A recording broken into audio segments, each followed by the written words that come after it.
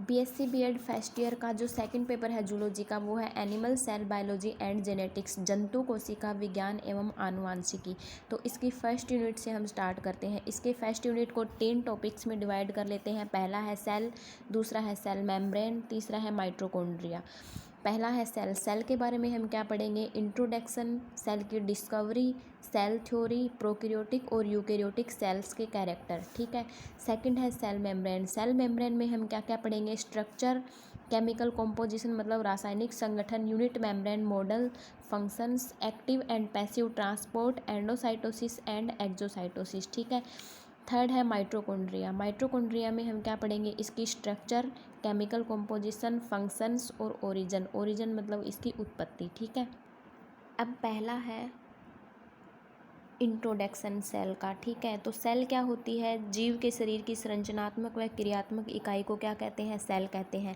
मतलब प्रत्येक जीव का शरीर कोशिका से बना होता है और जीव के शरीर की सबसे छोटी इकाई क्या होती है? कोशिका होती है। ठीक है।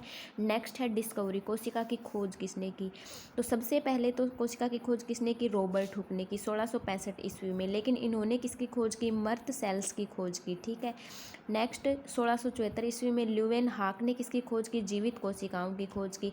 जीवित कोशिकाओं की खोज ल्यूवेन हाक ने बैक्टीरिया, प्रोटिस्टा और शुक्राणु में की, इसलिए इन्होंने इनका नाम क्या दे दिया? एनिमलक्यूल। ठीक है।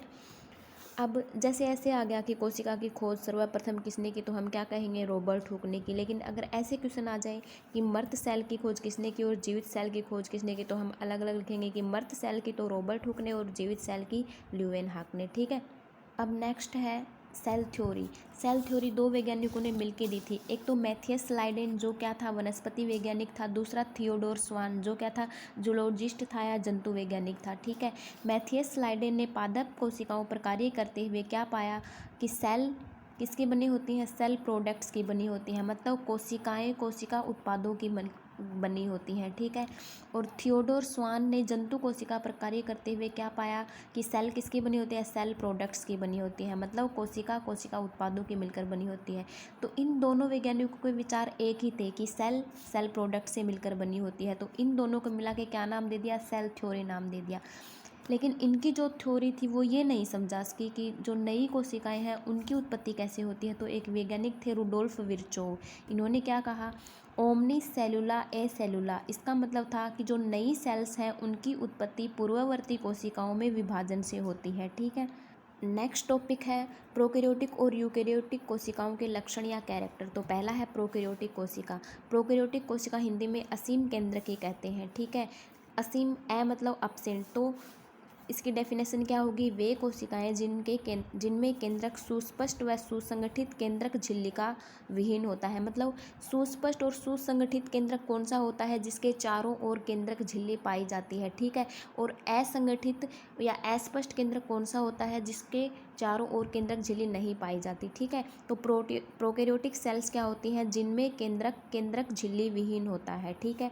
सेकंड, जो प्रोकैरियोटिक कोशिकाएं हैं उनमें 70S प्रकार के राइबोसोम पाए जाते हैं। मतलब राइबोसोम 2 प्रकार के होते हैं, 70S और 80S। तो प्रोकैरियोटिक में कौन से पाए जाएंगे? 70S प्रकार के राइबोसोम पाए जाएंगे। नेक्स्ट है, इनमें हिस्टोन प्रोटीन मुख्यतः अपसेंट होता है। ठीक है।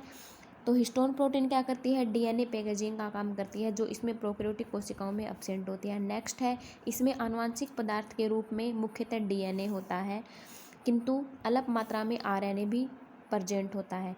तो आनुवांशिक पदार्थ कौन कौन से होते हैं? DNA, RNA. ठीक है। तो मुख्य रूप से तो इसमें डीएनए होता है, लेकिन अल्प मात्रा में क्या होता है? आरएनए भी पाया जाता है। नेक्स्ट है प्रोकैरियोटिक कोशिकाएं किन किन में पाई जाती हैं? यू बैक्टीरिया में, आर्की बैक्टीरिया में, साइनोबैक्टीरिया में और माइकोप्लाज्मा में क्या पाई जाती है? प्रोकैरियोटिक कोशिका पाई जाती है। नेक्स्ट है यूकैरियोटिक कोशिका। मतलब ससीम मतलब साथ, मतलब जो केंद्रक होता है वो किसके साथ होता है? केंद्रक झिल्ली के साथ होता है। तो वे सेल्स जिनमें सुसंगठित केंद्रक पाया जाता है तथा इसमें द्विस्तरीय विकसित कोशिकांग भी पाए जाते हैं। द्विस्तरीय विकसित मतलब जिनके बाहर दोहरी झिल्ली पाई जाती है, वो कोशिकांग कौन कौन से होते हैं? Mitochondria, ER, endoplasmic reticulum, Golgi body. ठीक है। एंडोप्लाज्मिक रेटिकुलम मतलब अंतःपरिधीय जालिका। नेक्स्ट है यूकेरियोटिक सेल्स में राइबोसोम 70S व 80S प्रकार के पाए जाते हैं। मतलब जो प्रोकैरियोटिक है उसमें तो 70S प्रकार के पाए जाते हैं और जो यूकेरियोटिक है उसमें 70 व 80S दोनों प्रकार के राइबोसोम पाए जाते हैं।